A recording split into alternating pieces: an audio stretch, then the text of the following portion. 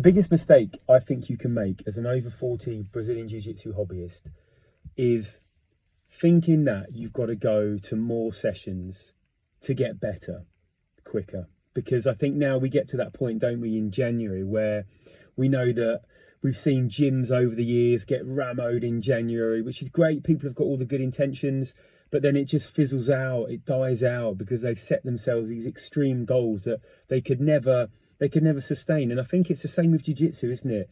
If you set yourself a clear pattern of how many days you want to go per week, be it 1 that you can stick to, 2 days that you can consistently stick to, that's going to be enough for you. And you don't then need to worry about, do you know what, I've got to crack on this year. I'm going to really train 4, 5, 6 days a week, or 6 sessions per week, whenever they may be, because that's a recipe for disaster, because your body can't recover as it used to when you're in your 20s. And especially if you started, like I have, jiu-jitsu in your 40s, you just cannot recover. And you've just got to make sure that, I think, you've got a mind on the long game, haven't you? Because when you start something later in life, there's no point doing it and giving up in a couple of years' time, is there? Because what's the benefit of that? Whereas when you start younger and you're in your teens or your 20s, you might be in a sport for about 10, 15 years, but get to a point where your life gets in the way and you give up and you can't commit to it anymore. Whereas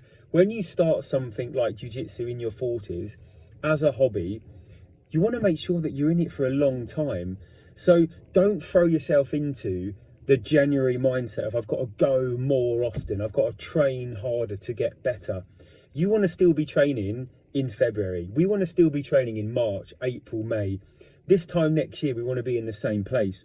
And the key for me has always been consistency. And I've always planned out to train 2 times a week, even if I've got a little bit more flexibility, i.e. I'm a teacher, so I've got summer holidays and holidays here, there and everywhere.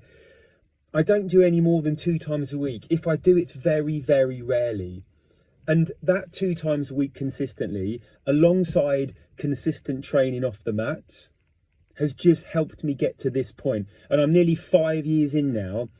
And at this moment in time, I feel like I could continue a lot longer, because I know that I'm going to sustain those 2 times a week sessions.